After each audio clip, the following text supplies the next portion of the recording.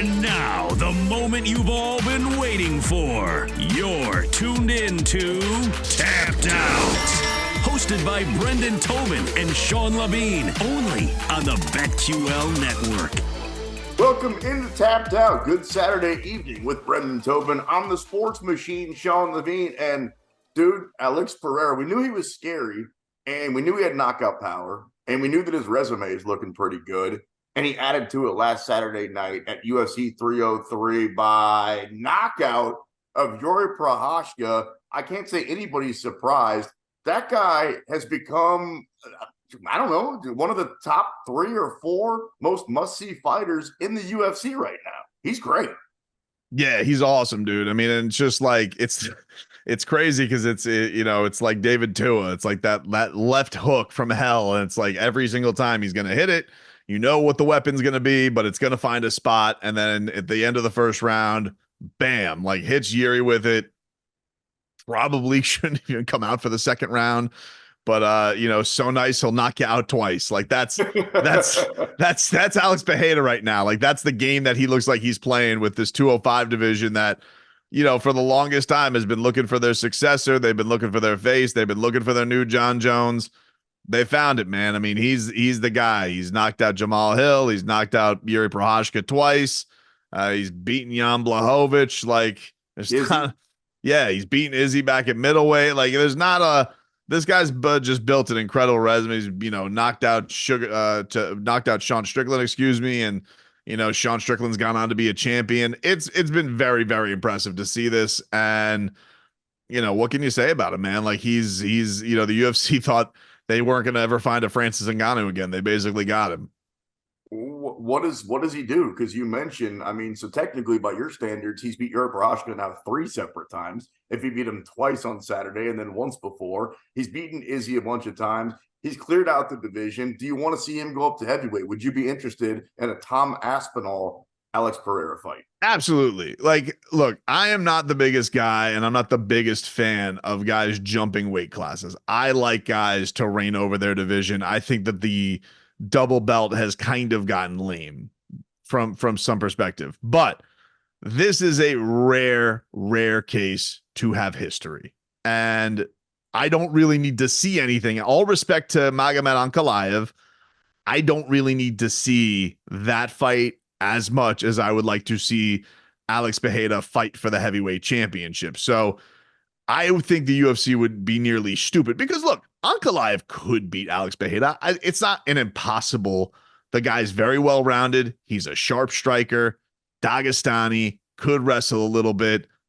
I could see areas where he would win. I still would probably pick Pereira because he's just got the golden touch right now. He just seems like he's unbeatable. But why risk it? What's the point? We've all seen him take on we've seen him take on the best guys at 205. Who's crying about it? Magomed Ankalaev, cool. Meet Bilal Muhammad, meet Leon Edwards, join the list of Damian Maia.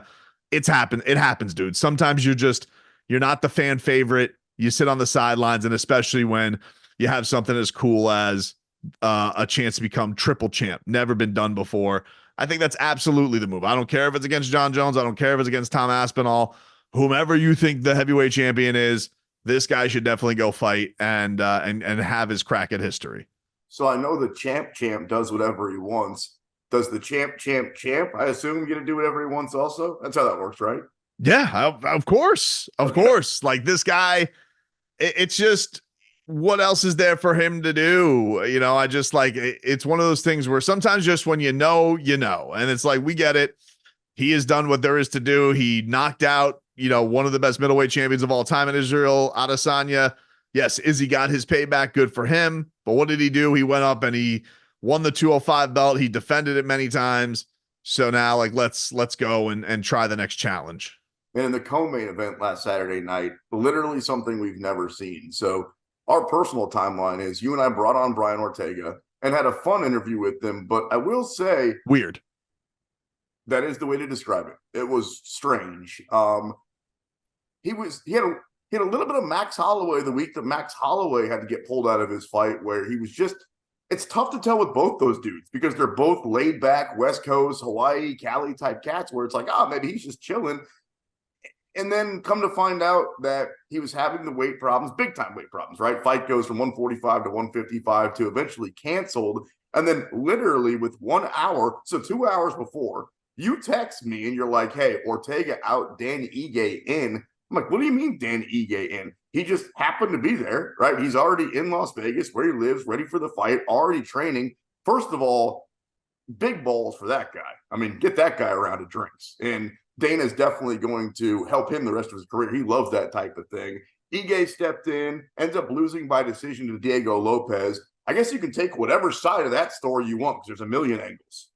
Yeah, well, we said this after the Ortega interview. Like we like I will say with fighters are usually very talkative. There's been very rare case. I would say maybe like not to throw anybody under the bus, but like maybe like our Arnold Allen interview.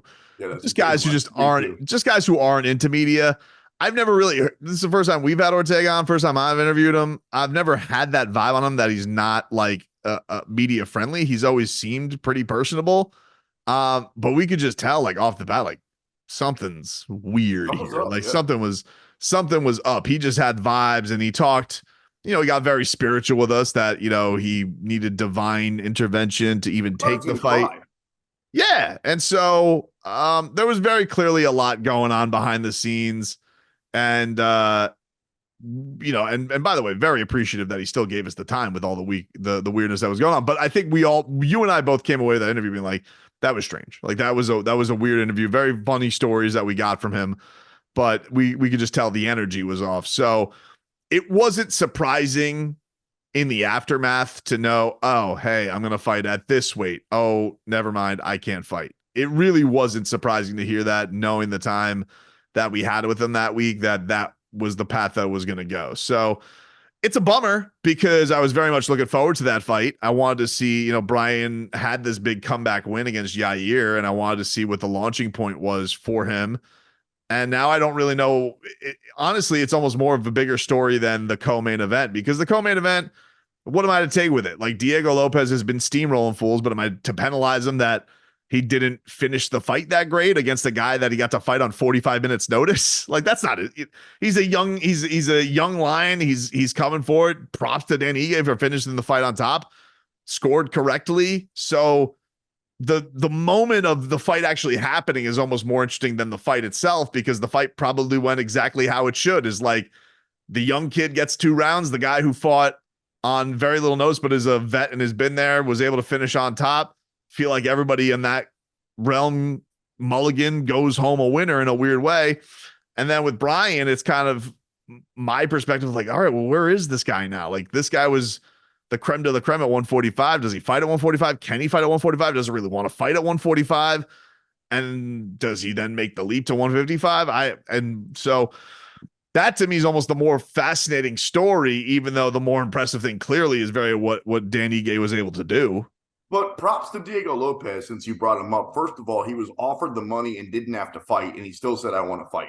He was also not fighting on short notice the same way that Dan Ige was, but he was preparing for Brian Ortega, a different type of fighter. So completely different on his own realm, right? And I don't hold it against him that he didn't finish him. Like I think that his stock keeps rising in my eyes for Diego Lopez. So I think that guy is a future champion, a guy that once fought John Jones for the belt and actually could have just said, I'm done and been the champion. Friend of the show, Anthony Smith, he lost his fight. I lost my money on him against Roman Jalice. Any problem with that one?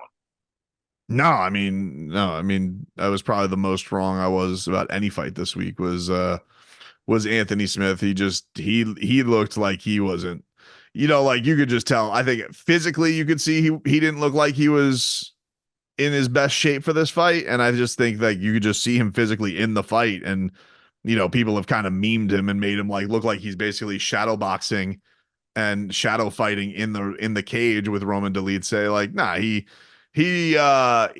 just didn't look anywhere near like the best that he had. So, he kind of is. This has kind of been Anthony. Like it's been up, it's been down, it's up, it's down. I don't really take. I don't think he takes a huge hit in stock, but I also don't think that his stock was that high. So, I think it just is what it is for him right now. He's about a 500 fighter. might be better. And when he joined us last week, he was fun. Both the times we've had him on the show, he's just a relatable guy. Sometimes you can be a little bit intimidated. These guys are UFC fighters, and we've watched them fight. And then there's Anthony Smith. You're like, this is just like a dude that pulled up a stool next to me at the bar. He's great. Macy Chizon, I got paid by her knockout of Myro Buena Silva. Did you have that one? No, I didn't have that one, except I did lose my lunch because that was a gross cut, dude. Yeah, it was. All right. And you're kind of weak when it comes to blood, honestly. I don't we like both lost our money on MVP losing the decision versus Ian Machado Gary. What's your big takeaway from that one? Mine is that Ian Machado Gary has another fight that he can't finish, and he's more bark than bite. I think that he's somewhere between, this is going to be a wide range, he's somewhere between Darren Till and Conor McGregor. He's not that bad. He's never going to be that good. I don't know. I'm not ready to write him off yet just because he is so young, but I get your criticisms of him, right? It's just like, I haven't really seen much, to be honest with you. I don't see a lot of holes, but I don't see a lot of flash, especially the way that he speaks. Like, yeah. I would think he's going to come out looking like Conor McGregor. Well, this is, Conor comes out not looking like Conor McGregor. Well, this is the interesting thing, right? Like, when the persona comes on, like, this is where, like, he's getting some of the Colby parallels, because it's like, Colby would talk because his fighting style wasn't necessarily the most exciting. That's a good not that he was bad, but like, basically just drop you, pick you up, drop you for 5 rounds and exhaust you. And Ian, it's just like, you talk this big game, you're going to stare at the lights, but like very clearly he had no interest in striking with MVP. Okay. There's MVP. He's maybe one of the best to do it in the cage, as far as just straight up karate style. It's a dangerous guy that you got to win against, but you couldn't submit him for a very, very clearly you had the advantage there.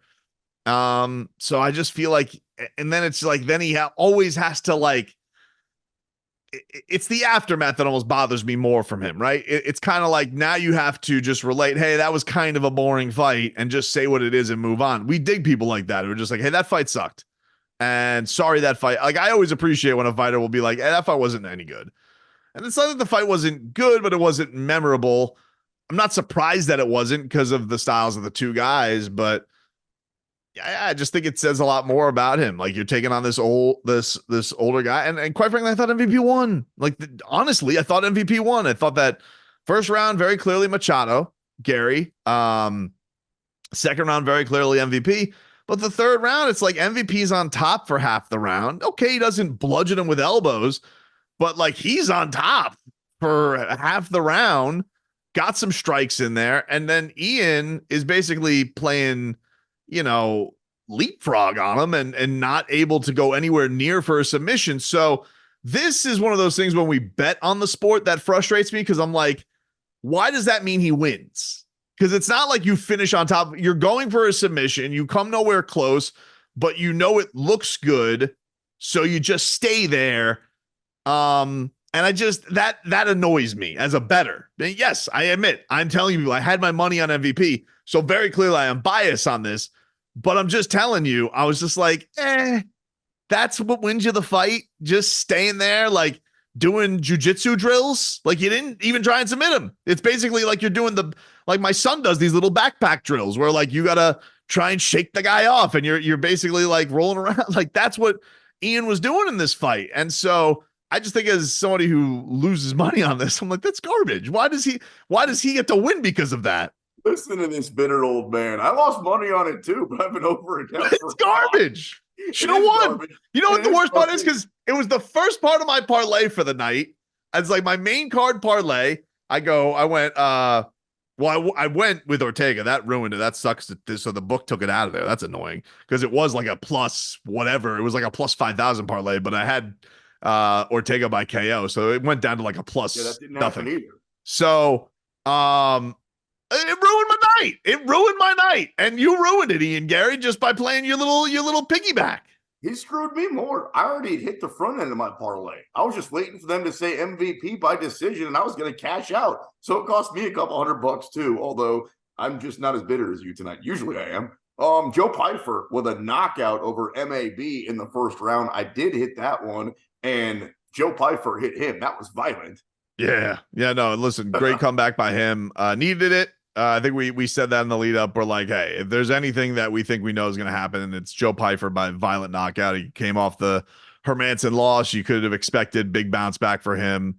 Guy's got absolute bricks for hands, and won't be surprised for him doing this again to somebody because he's very, very dangerous. And then polishing off the card from last Saturday night, Andre Feely took out Cub Swanson. I always bet on Killer Cub. I tend to always lose recently. And Silva knocked out Charles Jourdain. That was a fun fight. Also, Air Jourdain goes down. All right, coming up next, we're going to talk a little bit more fighting. We're going to talk a little bit more money. It is the BetQL Network tapped out on a Saturday night.